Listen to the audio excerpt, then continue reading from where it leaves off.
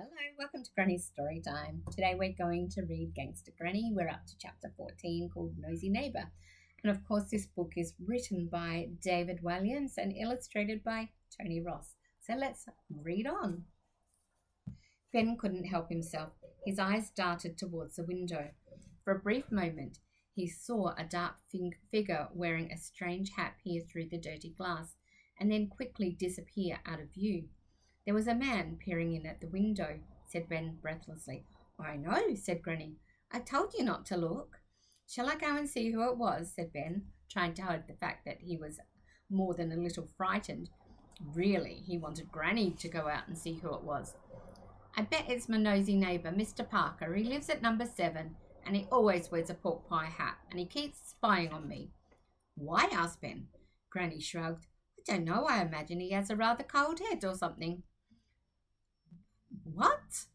Said Ben. Oh, no, not his hat. I mean, why does he keep spying on you? Oh, he's a retired major and he now runs the neighbourhood watch in grey clothes. What's neighbourhood watch? Asked Ben. It's a group of local people who keep an eye out for burglars. But Mr. Parker uses it as an excuse to spy on everyone. The nosy old git.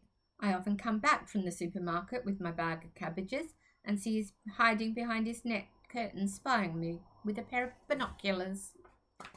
Is he suspicious about you? Said Ben, more than a little panicked. He didn't want to be thrown in jail for aiding and abetting a criminal. He really didn't even know what abetting meant. But he knew it was a crime, and he was too young for prison. He's suspicious about everyone.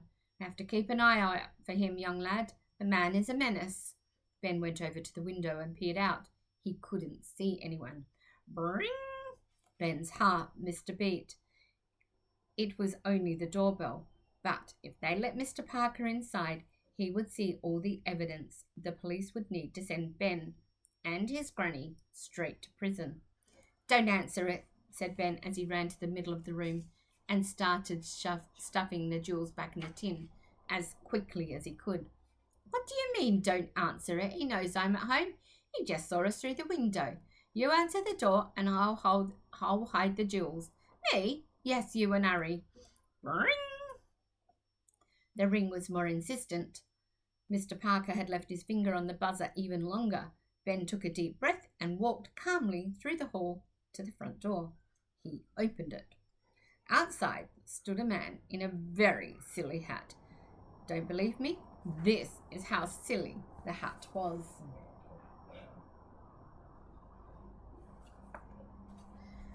Yes, said Ben in a squeaky high voice. Can I help you? Mr. Parker put his foot inside the bungalow so the front door wouldn't close on him.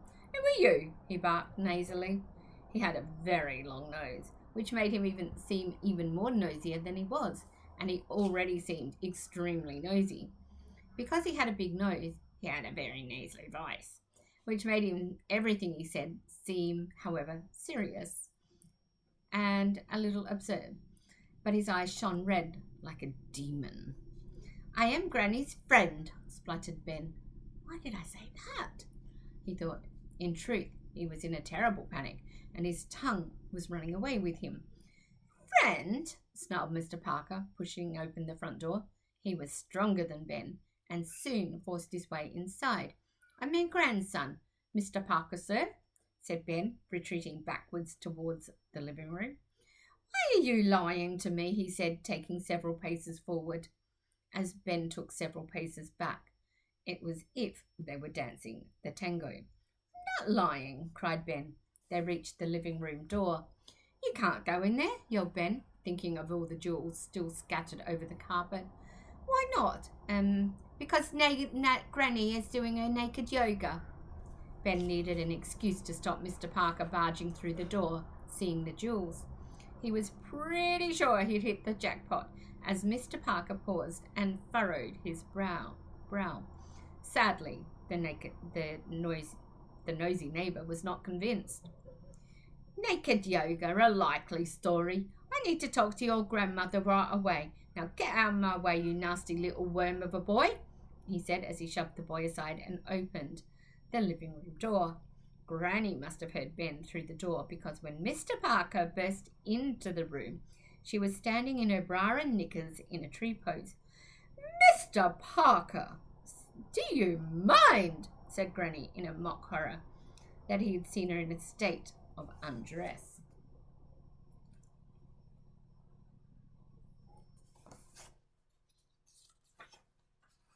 Mr. Parker's eyes spun around the room, and he did not know where to look, so he fixed his glare on the now bare carpet.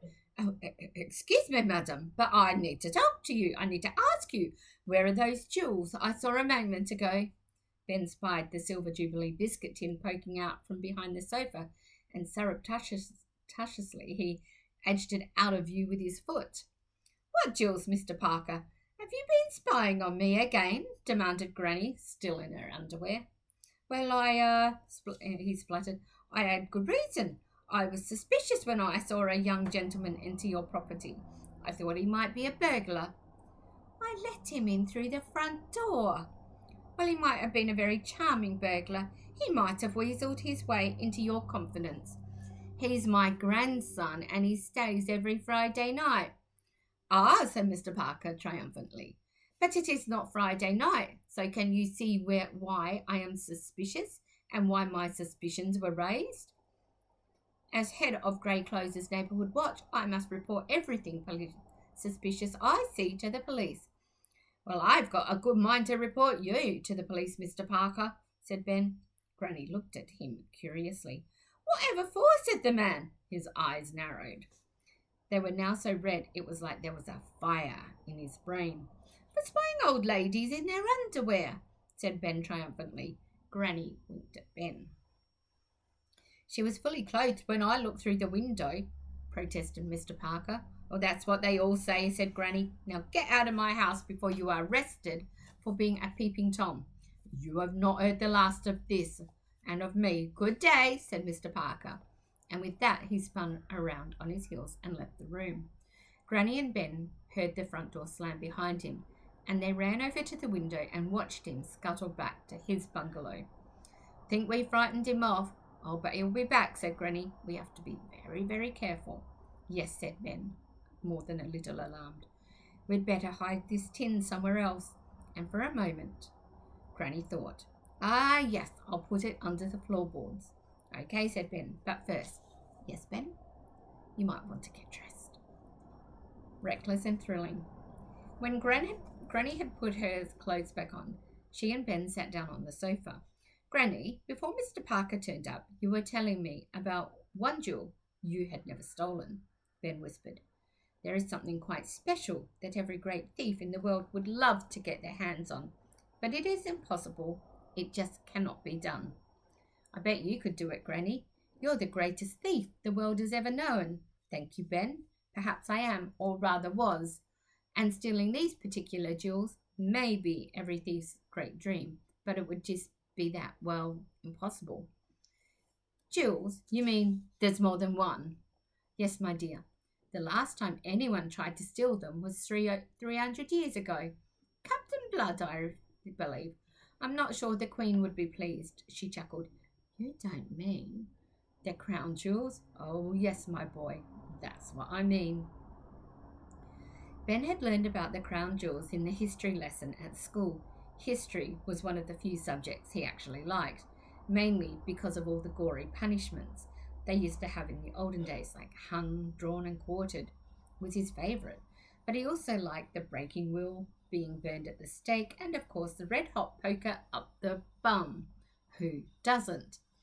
At school, Ben had learned that the crown jewels were in fact a set of crowns, swords, sceptres, rings, bracelets, and orbs, some of which were nearly 1,000 years old. They were used when a new king or queen was crowned, and since 1303, the year, not the time, they had been kept under lock and guard and key in the Tower of London. Ben had begged his parents to take him to see them, but they had moaned that London was too far away, even though it wasn't that far.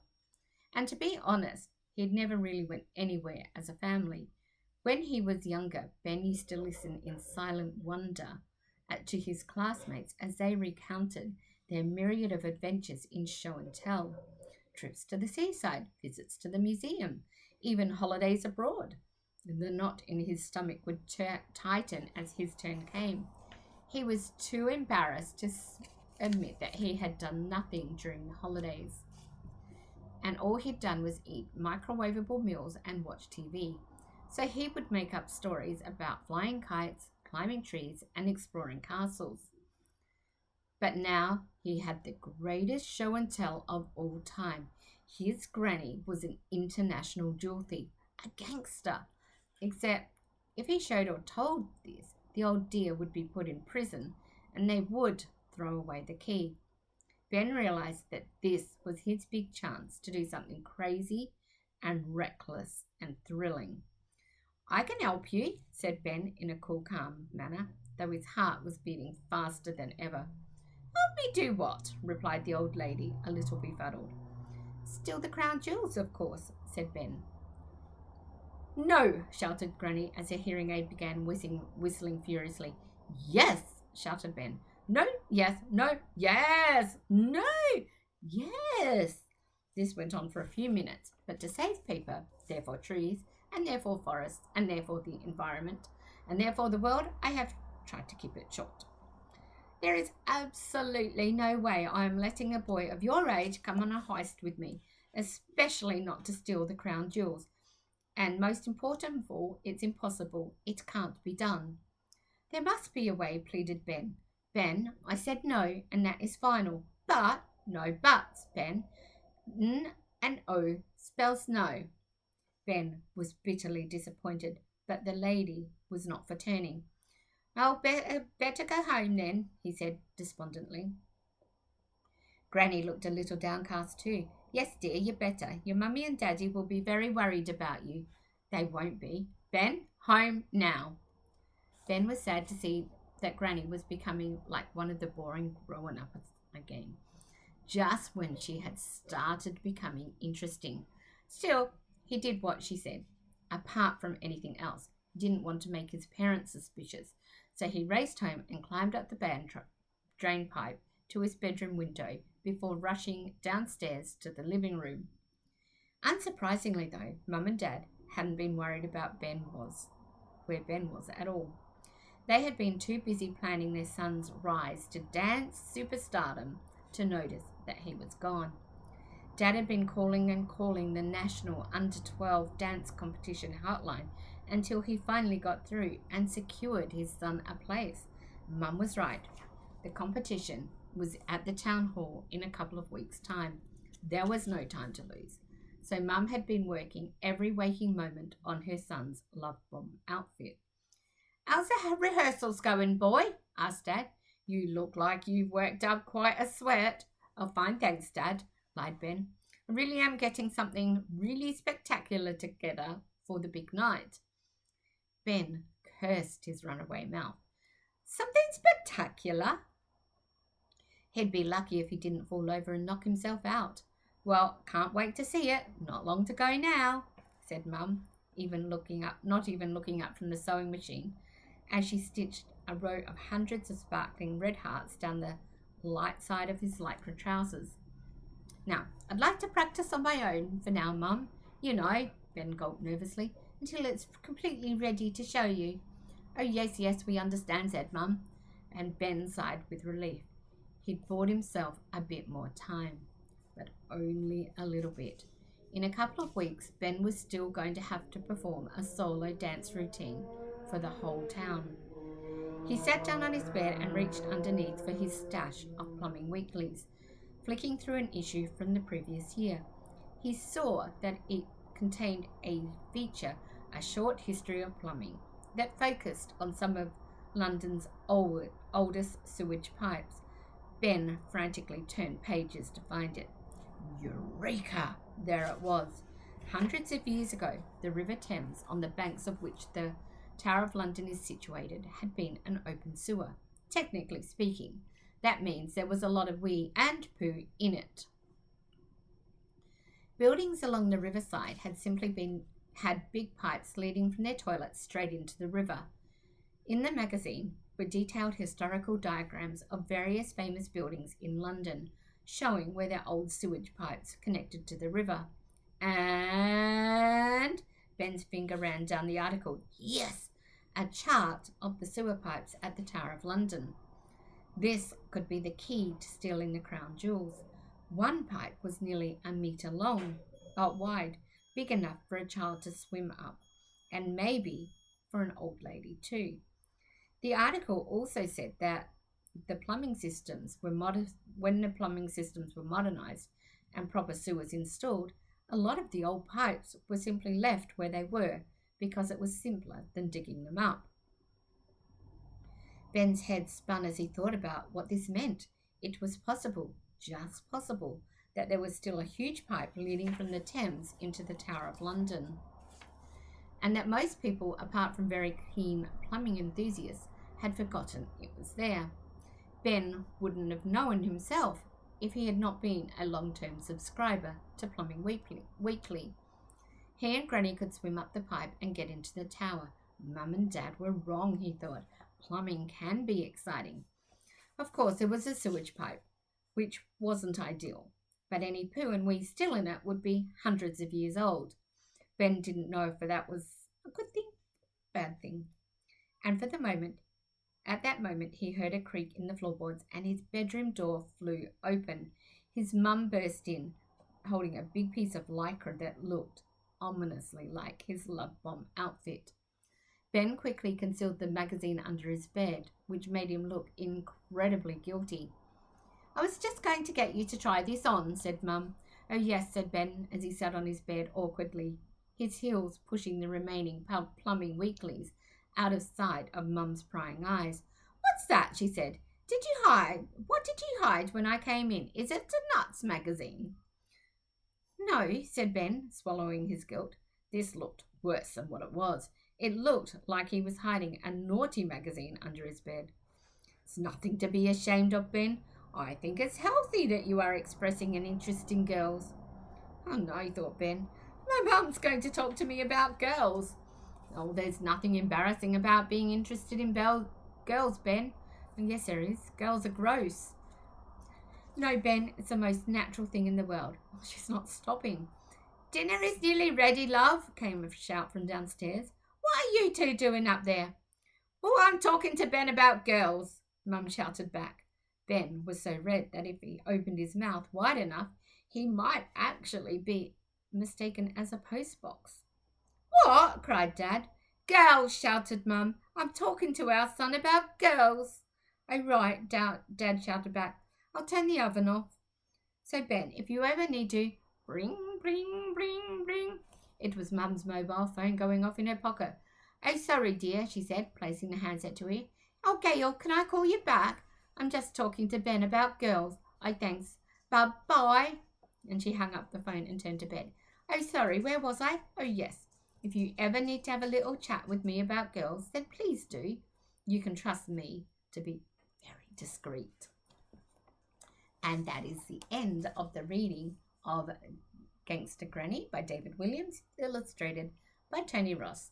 Thank you for listening, and if you like it, please press the like button, and so I know I can keep reading books like this for you.